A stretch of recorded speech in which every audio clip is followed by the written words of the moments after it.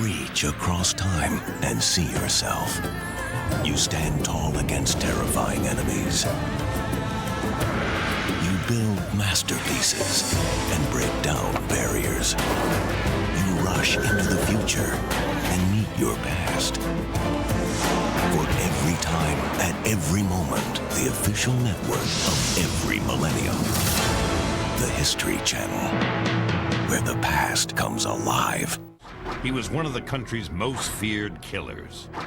The amount of panic it caused was unbelievable. He was playing a chess game with the police. The Zodiac Killer, the true story of a most bizarre murderer. I don't know of another case where you had somebody that was killing in such a open fashion. This is the Zodiac speaking. To kill something gives me the most thrilling experience. Also, North End, Boston, January 17th, 1950. This was the first over $1 million robbery ever to happen in the United States. The Great Brinks Robbery, the largest heist of its day, over $2.5 million. It was a perfect crime because they knew that they could not be identified. A crime so perfectly executed, police never could have solved it without inside help. The Brinks robbery is the Mount Everest of armed robberies to this day.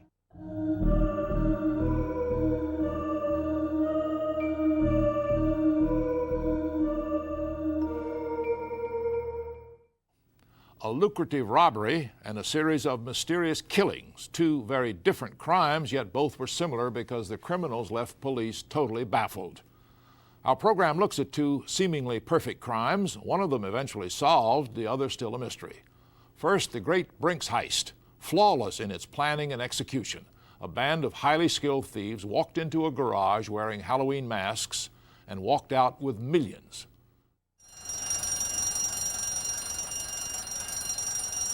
In the early evening of a cold, drizzly January 17th, 1950, an alarm sounded from a most unsuspecting building. Brinks Incorporated. Brinks, a symbol of financial security. Brinks, at that time, had a reputation as an impossible nut to crack. It was not even imagined at that time that Brinks could be hit. Reaction to the Brinks alarm was quick. Within 10 minutes, at 7:45 p.m., Boston PD and several newspaper reporters were at the scene. I was a crime reporter for the Reckon American, and I was called at home shortly after the alarm went out. Got there within about a half hour. At the time, we didn't realize how big it was. And we just charged in like follow the police in, which we did in those days. And there was money scattered all over the floor. Dollar bills, $100 bills, whatever. I said then I should have had gum in the bottom of my feet. Maybe I would have gone home with a few bucks. The Brinks employees who were on duty that night were immediately questioned by the FBI. The Brinks employees said that, they were busy doing their work, and that all of a sudden, at the gate entering into the main vault area, they saw these people with guns. It happened so quick that, well, we were just stunned by it. I happened to hear stick 'em up. I looked up quick, and I saw approximately about 7 men with the Halloween masks on, with the chauffeur's caps and pea coats and blue pants. Tied them up, put tape on their face, and that was it, and then proceeded to stash the money in the bags they had taken in with them, and they were there a very short time. Entering the building a little past 7 in the evening, the thieves in navy-type jackets and rubber overshoes made their way through 6 locked doors to reach the money room. It was rather perfect because it was carried out efficiently, carried out with a minimum difficulty, and with no physical violence. An incredible crime in Boston. The $1.5 million holdup of an armored car service by 9 bandits, one of the nation's few multi-million... 30 minutes after the crime took place, all bridges leading out of Boston were sealed off by a patrolman, while others delayed flight takeoffs at Logan Airport. Every last man of the Massachusetts State Police was on alert. Unfortunately, they found nothing. Before scooping up the cash, they bound and gagged the 5 employees present. There were no fingerprints. They were masked, so nobody could identify them. So it made it a very, very difficult crime. In fact, everything was an apparent dead end. There was one cap left by one of these robbers, and the adhesive tape, and they did all they could to track where those things came from. They had no success in doing that. After tallying up the loss, an embarrassed Brinks executive reported that just over $2,700,000, of which $1,200,000 was cash, had been stolen from the Brinks vault room. It was the first $1 million cash stick-up in American history. In today's dollar figures, that would be almost $20 million. Scene of the most daringly executed robbery in modern crime annals. Every person who had so much as pumped gas into a Brinks truck was immediately brought in for question. Reporter, a gang of heavily armed criminals held up a late-working group of employees and escaped with $1.5 million in currency. A fantastically spectacular crime. Well, of course, the Brinks employees really must have suffered in this process because they were under such heavy suspicion. I mean, first of all, they suffered by being tied up, but then they were interrogated over and over and over again, and they had to take lie detector tests. And ultimately, 5 out of 6 of these guys had nervous breakdowns of some sort. But authorities weren't only harassing the Brinks employees about the robbery, they also denounced Brinks executives for shockingly poor security. For a company that handled more than $1 billion a day, many wondered why there weren't any guards on duty that night. There were no signs of a forced entry.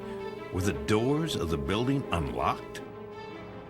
To realize that this garage in Boston, where all the cash was kept and counted and sorted for payrolls and stuff, was completely insecure.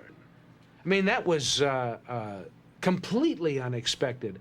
It was an unearned reputation as a secure company. Angered and humiliated, Brinks made a terse public statement. President Murphy speaks for the robbed firm. Brinks Incorporated is offering a reward of $100,000 for the arrest and conviction of those persons who participated in the holdup of Brinks' Boston office. Brinks also announced that they would pay more if the men were brought in dead rather than alive. The Boston police interviewed probably every known criminal they could think of in the city. It was a massive investigation at the time. And it spread not only locally, but it was national and became international. But much to the authorities' chagrin, most potential suspects had airtight alibis. The normal investigation was try to find some change in lifestyle, because you were confronted with the situation that here was a robbery, there were no witnesses, very little evidence, and it almost came down to the point that this is never going to be solved unless you can get someone to cooperate. Even a month later, not one of the known bills taken in the robbery was seen in circulation. No large cash deposits or debits were noted by any bank. No suspect's lifestyle changed. The robbers appeared to have pulled off the perfect crime, then vanished.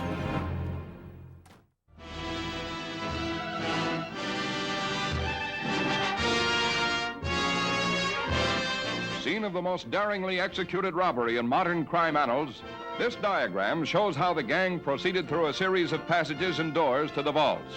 Safes bulging with collected monies and payroll cash awaiting distribution. Scorning another million they couldn't carry away. Weeks went by. Law enforcement officers chased lead after lead, hoping for a break in the case. All clues, including ones found at the crime scene, led to dead ends. It's a perfect crime in that sense, that it was well planned, carried out well, carried out efficiently, got a pretty good size of money. There was no physical violence involved. With nothing to go on, authorities continued to question ex-cons and known criminals around the Boston area. So the city is in an uproar, and they are rounding up all the known criminals, and among these are Tony Pino and a lot of other people who the police really basically perceive to be very two-bit criminals, and they think it's highly unlikely that any of these guys did it, but they're getting alibis from all of them. Tony Pino, a petty thief who headed up a gang that was known for robbing safes, had been among the first to be questioned.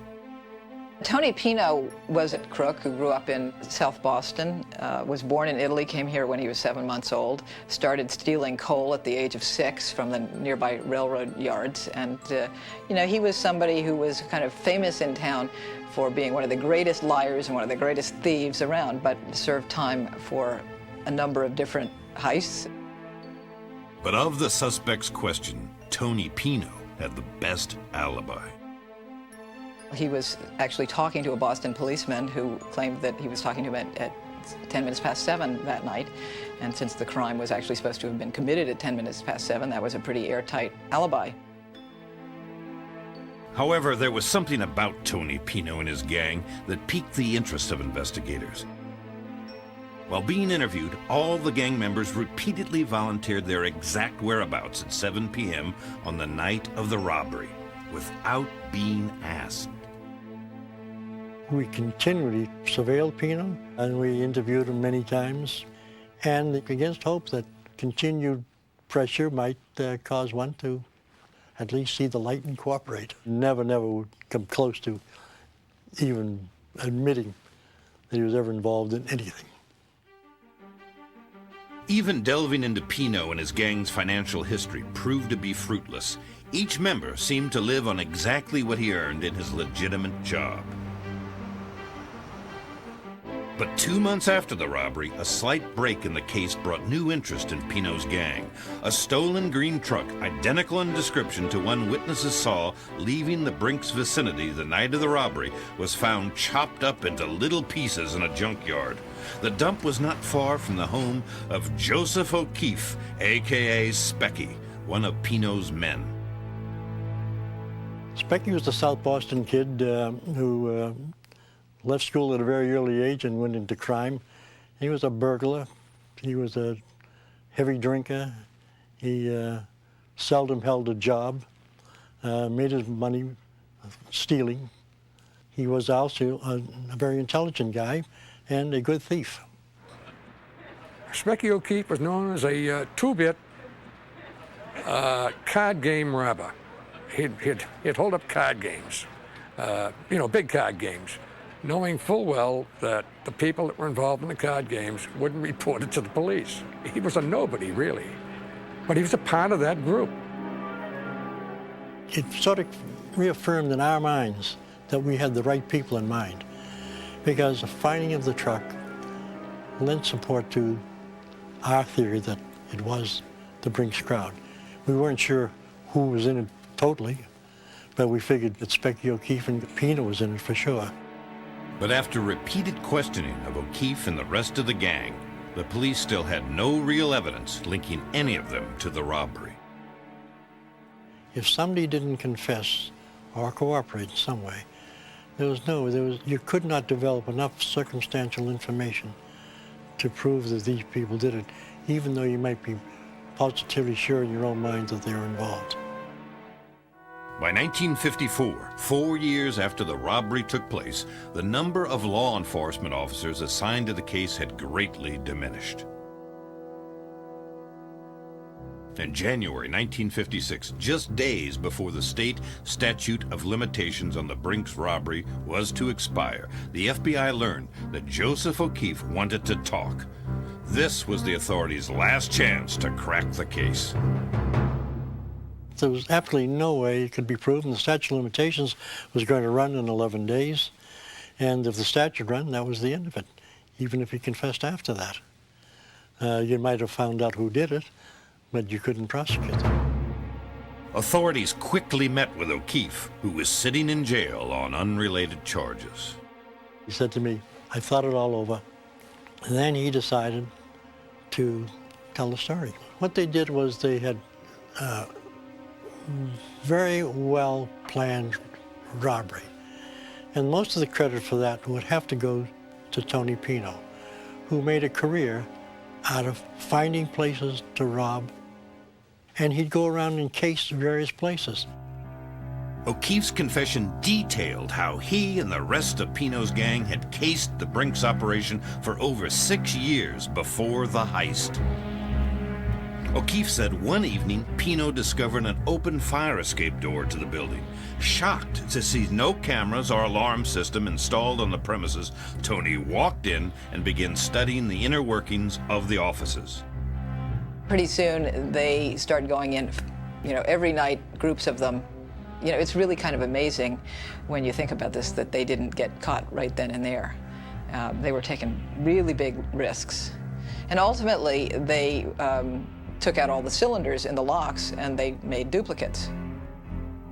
The gang studied Brinks operations by day and night through telescopes and binoculars. They learned who every employee was, when he came to work, when he ate lunch, and when he went home. Every habit and idiosyncrasy of the company and its crew was carefully studied. In addition to Pino, O'Keefe eventually gave the names of 10 other accomplices, all of whom had been repeatedly questioned in connection with the crime. The public was stunned that it was a bunch of petty crooks in Boston who did this, pulled this masterminded crime, and it was pretty hard to believe, and that so many resources had gone into solving this crime, and all the time these guys were right under their noses. But in fact, they never could have gotten them if somebody hadn't confessed. That was ultimately, somebody had to turn to be the state's witness to convict these guys. As soon as the press caught wind of the confession, the world witnessed some of the biggest news coverage ever.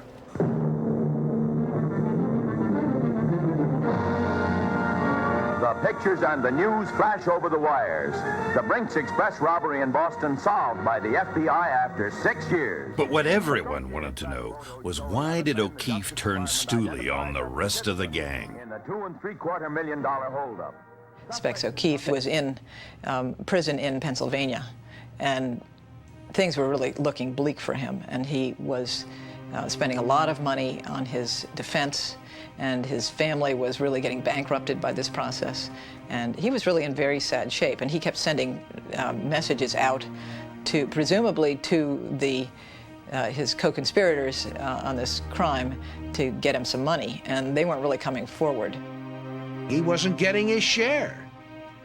And so he finally blew the whistle on these guys. He believed he was never going to see any of the money, and he was just getting screwed by the rest of them. In October of 1956, 6 years after the perfect crime was committed, all 11 accomplices were tried, convicted, and sentenced to several years in prison. After spending 14 years behind bars, Tony Pino was paroled in 1971, yet died only 2 years later. After spending only 4 years in prison, Joseph O'Keefe was paroled in 1960. He began working odd jobs under the assumed name of Paul Williams. He even worked as a chauffeur for Cary Grant, who didn't know the true identity of his driver. O'Keefe died in 1976.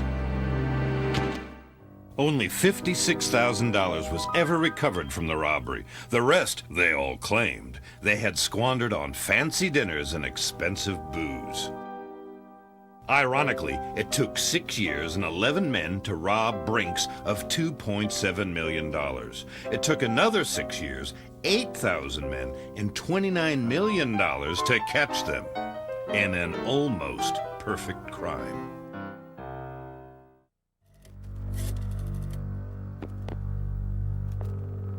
On July 5th, 1969, at 12:40 a.m., police received this anonymous phone call. I want to report a double murder. You will find kids in a brown car. They were shot. I also killed those kids last year. Goodbye. It was quickly traced to a payphone located a block away from the Vallejo, California Sheriff's Office. You could see the Sheriff's Department from the phone booth. And at that point, the killer hung up the phone, and by the time the call was traced, there was no sight of anybody at the phone booth. When officers arrived on the reported scene, a popular Lover's Lane hangout, they found 22-year-old Darlene Farron and 19-year-old Michael Mageau. riddled with bullets. Mike Mayhew was outside of the car, and he was on his back. Darlene was in the car, and she was slumped behind the steering wheel. And she was breathing very shallowly. Darlene tried to say the name of her killer or something really important to her. And by the time the doctor arrived, I believe she was dead. But there was a theory that she was trying to speak the name of her killer. Michael miraculously survived and was able to recount the horrid attack to investigators. Darlene and Michael were parked in what would be a lover's lane. Heavy-set guy, crew cut, glasses, pulled up in the car and he was on them right away. Without saying a word, the suspect opened fire. I think first he shot Michael, then shot Darlene. Unfortunately, Michael was not able to give police a solid description of the killer. Police were baffled. Other than some shell casings found at the crime scene, there were no clues or potential leads. Worst of all, police could not come up with a solid motive for the attack. Vallejo was a city that had homicides, but most of them were, alcohol-induced bar fights, and they had a strong naval population there, and it was a pretty crazy town with a lot of crime. The victim, Mike Mayhew, said he didn't know who the person was that did the shooting, so the police figured, hey, this is another random act of violence. However, the killer's anonymous phone call to police indicated otherwise. I also killed those kids last year. Goodbye. 6 months earlier, in December 1968, shortly after midnight, Vallejo police had been notified of a brutal crime on another isolated lover's lane, Lake Herman Road. Two teenagers, one 15, one 16, just basically parking out in a desolate area, probably necking, and someone pulls up behind them and gets out of the car, walks up and shoots them both. When police arrived at the scene, they found teenagers David Faraday and Betty Lou Jensen gunned down only a few feet from their automobile. It was their first date, and it was Betty Lou's first date ever. Somebody pulled up next to them and then got out of his car. Could have been a woman, I guess, for that matter, but at that point, nobody knew, and there was a shooting. At the time, there were no witnesses, no apparent motives, and no suspects. With nothing else to go on, police immediately came up with a conclusion. They looked at it like, okay, you have two kids that were killed in a secluded setting. It must be a jealous boyfriend. A boy and a girl are killed on a date. It must be a jealous boyfriend. And so that's how they investigated the crime. But now, 6 months later, an anonymous caller was taking credit for the two very similar attacks. So after those shootings, police really didn't know what they had on their hands until a few days later, local newspapers received 3 different letters from someone claiming responsibility for the murder. Dear editor, this is the murder of the 2 teenagers last Christmas at Lake Herman and the girl on the 4th of July in Vallejo. To prove I killed them, I shall state some facts, which only I and the police know. He told them information about the Christmas murder. He told them information about what Darlene was wearing. The girl on the 4th of July in Vallejo was wearing patterned slacks. The boy was also shot in the knee. He told them information about the make of the car and things like that only the killer could have known. And that's the thing that linked the 2 crimes together. Police were now convinced the author of the letters was the killer. Seriously mentally deranged. He appears to have no conscience at all. But all 3 letters contain more than just facts about the murders. Reason or even alleged justification for anything that he does. He sent along 3 ciphers, and he sent 1 cipher to the Vallejo Times-Herald. He sent 1 cipher to the Examiner in San Francisco and to the San Francisco Chronicle. And the idea was that when you saw these, you put them together, you got the complete letter. I want you to print this cipher on the front page of your paper, and this cipher is my identity. If you do not print this cipher, I will cruise around all weekend, killing lone people in the night, then move on to kill again, until I end up with 12 people over the weekend. The letters and ciphers were signed with an odd symbol, a circle with an overlying cross. As the local papers rushed to print the cipher, the police turned it over to U.S. Naval Intelligence for decoding. A naval cryptanalyst got nowhere, so the cipher was sent to code breakers at the National Security Agency and the CIA. But again, no success breaking the mysterious code. Questions now plagued authorities. Was the code real or was it gibberish? Who was this murderer who appeared to kill randomly? What were his motives? Would he kill again? As it turned out, the killer's cat and mouse game had only begun.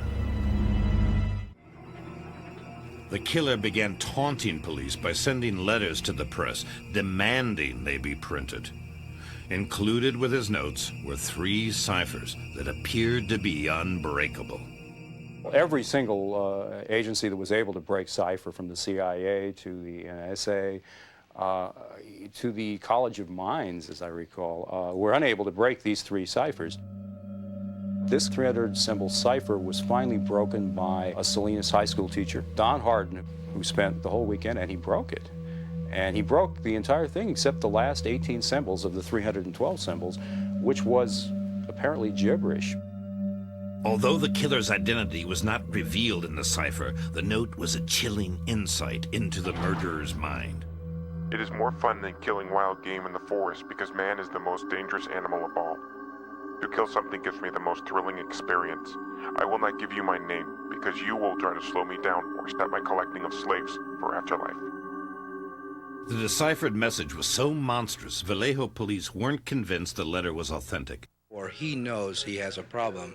They publicly requested more intimate details of the murder. A person that is sick. He wrote within a week of that request that the police made, and he gave himself the nickname Zodiac.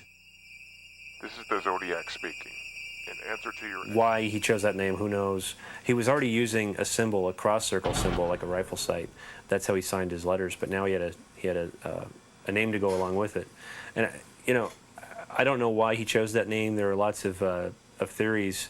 Some people think that the name is, proves that he was into astrology, but who knows? I mean, he could have just taken it from the headlines. I mean, back in the late 60s, everybody was astrology and peace and free love and all that stuff was pretty popular back then. So maybe it was he took that name so that people might think he was a crazy hippie or something, to throw the police off.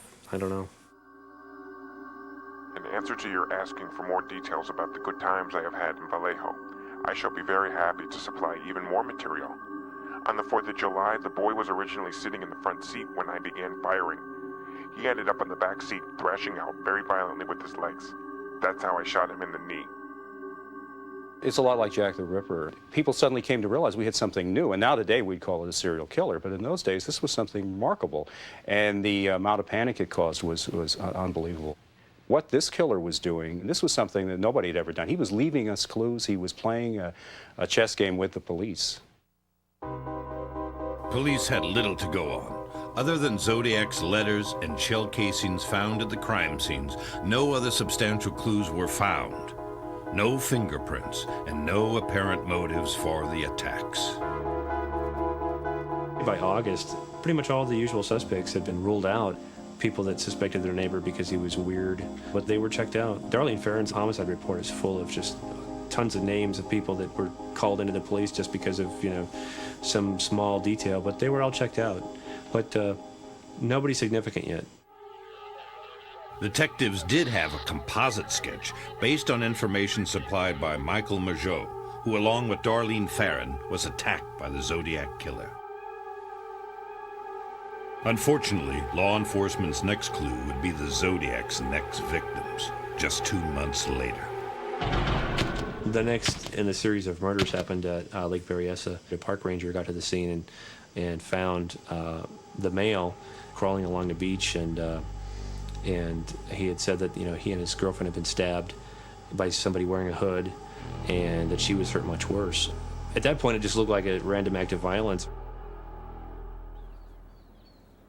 It was a balmy late afternoon on September 27, 1969. It took police and paramedics almost an hour to reach the remote Lake Berryessa, a beautiful park in the winemaking area of Napa Valley. Investigators found 22-year-old Cecilia Shepard lying in a pool of blood, barely coherent, and 20-year-old Brian Hartnell bleeding profusely. They found that Brian Hartnell was badly stabbed. He'd been able to drag himself along a long peninsula, trying to go for help. Shortly thereafter, another phone call was placed to the Napa Police Department. And this was placed just a block or two away from the police department at a payphone. And once again, it was a male voice. I went to report a murder. No, a double murder. They are 2 miles north of park headquarters. I'm the one who did it. And then he just left the phone hanging. And by the time they got there, no one was around. It was placed so close to the police department, but again, the guy got away scot-free. Had they even looked out the window, they probably would have seen the killer. The prints on that telephone were so wet, they had to dry them with a hairdryer. They got nothing. The man who got the prints felt badly, felt he had somehow botched it. During the course of the investigation at Lake Berryessa, police went back to Brian's car, which was parked in a nearby parking lot, white car Mangia, and they saw on the door, apparently the suspect had written the dates of the 2 previous murders in Vallejo, and then he wrote that date, September 27th, 6:30 p.m. by night. Signed in felt pen on the door of the couple's car was a circle with an overlaying cross, the Zodiac's symbol. Cecilia Shepard's parents were with her when she died at 3:45 p.m. the following day. Miraculously, Brian Hartnell survived. Brian Hartnell claimed that that they were approached by a big guy, and he was wearing a hood that hung down to his chest and it had a cross circle, the same symbol that Zodiac used and the same symbol that was found on their car door by the detectives after the stabbing. Brian didn't see the knife coming and got stabbed in the back. It was 6 times, and he pretended to be dead, and that's when Zodiac started attacking Cecilia, and he stabbed her 10 times. Police investigators again were baffled. No motive could be found for the attack, and there were no witnesses other than the surviving victim, who only saw Zodiac in the medieval-style executioner's robe. During the examination of the crime scene, police found some shoe prints. Turned out to be a size 10.5 wing walker boot. Wing walkers were something that was distributed to the military, Air Force, naval personnel at the time. There were obviously a lot of them sold, but it started to narrow the investigation down towards possibly a military person. The military connection was made because of the proficiency to weapons, and some of the symbols and the cryptograms seemed to be military. And the way the letters were numbered, 1 out of 6, 2 out of 6, 3 out of 6. And there were, military jargon was used, and so it was thought that this guy could definitely have some military background. In just a 10-month period, Zodiac had savagely injured 2 young men and brutally killed 4 young women. What began as a local news story in Northern California escalated into national headlines. The Zodiac's reign of fear and terror struck everyone who heard of the mysterious killer, who seemed to come out of nowhere and disappear without a trace.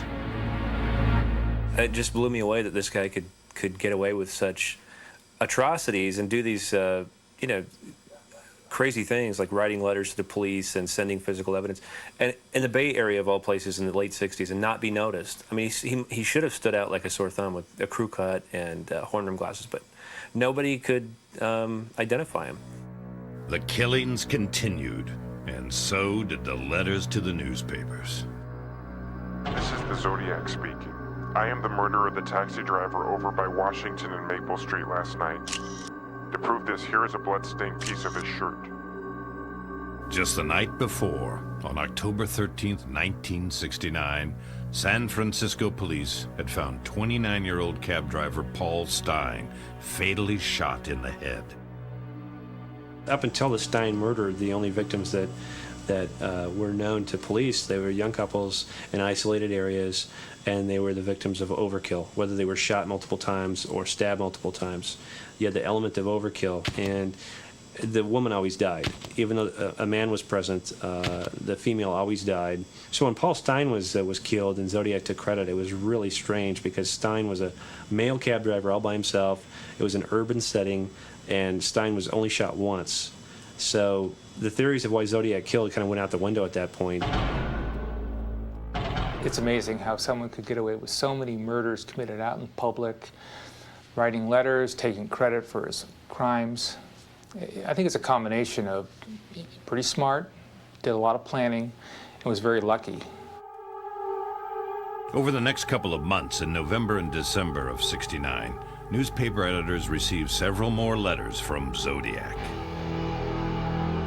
With each note came threats of more killing, but by now the newspapers had stopped publishing his letters. This angered the Zodiac. I get awfully lonely when I'm ignored. So lonely I could do my thing. Now he began keeping score between himself and the police in his letters. He said, me 7, SFPD 0, which apparently was an indication of how many people he had claimed to have killed. In future letters, that number kept on going up, which was frustrating for police because we couldn't tie that many murders to the Zodiac. Zodiac continued to write and brag about other people he claimed to kill. He stopped telling police where to find his victims' bodies, but his tally kept rising. As time went on, the number of homicide victims the Zodiac was claiming kept on going up and up. And frankly, police didn't really know if he was telling the truth or he was just boasting. They couldn't find anybody that would fit, that could be Zodiac victims. But what I don't know if they considered was that maybe Zodiac was referring to past victims. He was including some victims that he might have killed before adopting the name Zodiac. For reasons still unknown, Zodiac's letters slowly began to peter out by the mid-1970s. The last known trace of the killer came in the form of a letter sent to the San Francisco Chronicle. The Zodiac killer was never heard from again. In all, the police in various jurisdictions checked out approximately 2,500 suspects.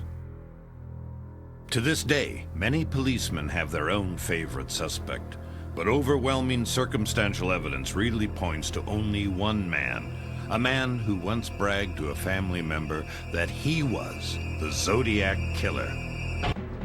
For approximately 6 years, Zodiac terrorized the San Francisco Bay Area.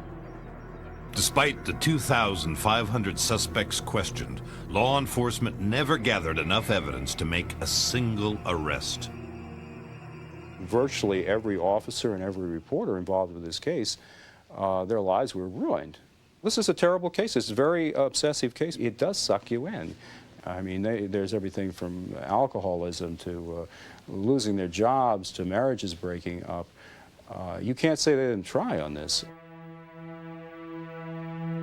Although many policemen have their own favorite suspect, there is one that the majority of law enforcement officers agree was probably the Zodiac Killer.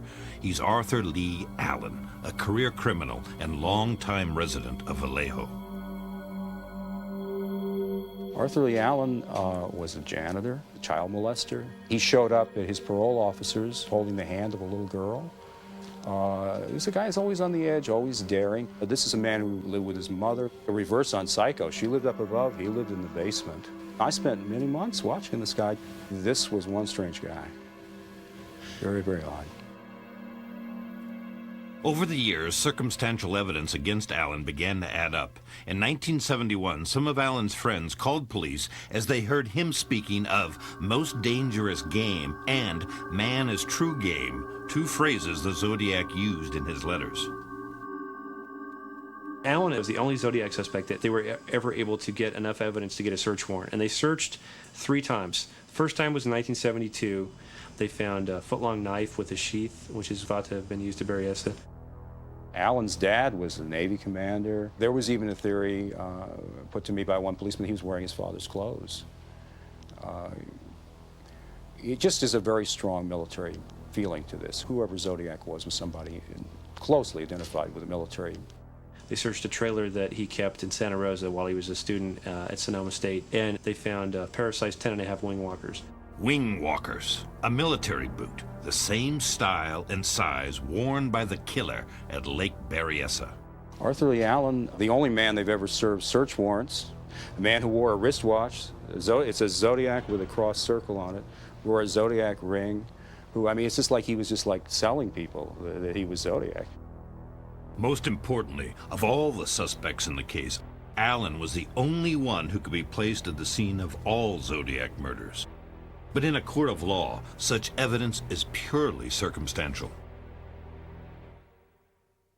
In 1974, Allen was convicted for child molestation and sent to Atascadero State Hospital.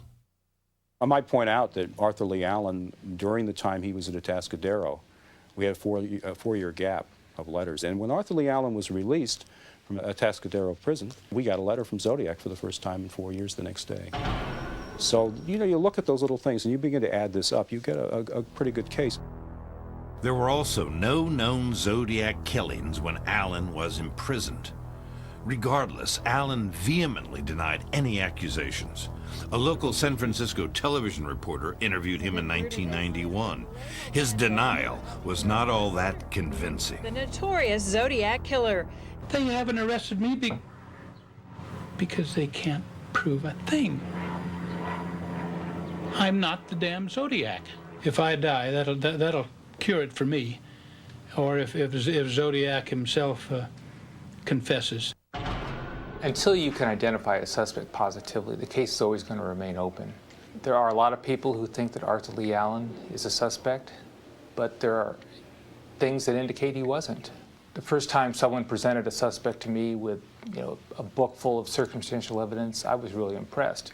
But after I saw it over and over again, I was just amazed at how many people can fit that Zodiac profile. And now I'm pretty skeptical when somebody tells me I know who the Zodiac is. Arthur Lee Allen died of natural causes in August of 1992. However insane he may have appeared, Allen could have been innocent. So if Allen was not the Zodiac, then what happened to the real murderer? And you got to remember about Zodiac, he is the egotist of all. He's the greatest, you know, self-absorbed guy you can imagine. They're doing a movie, they're books, they're doing shows like yours. Could he restrain himself from writing, from in any way communicating? If he were alive, you would be hearing from the Zodiac killer. It's impossible that you wouldn't be. If he moved somewhere else, you don't change that. You still do the same MO. You still do the same kinds of crimes. You would know that he's alive. He was there. So I've always been convinced that we have nothing to fear from Zodiac, that he is dead. Now, as time goes on, I think it's going to be more difficult to ever find out who the Zodiac killer is. But you never know. Someone might open up a hope chest someday and find the hood, the knife, and a letter of confession. I hope so.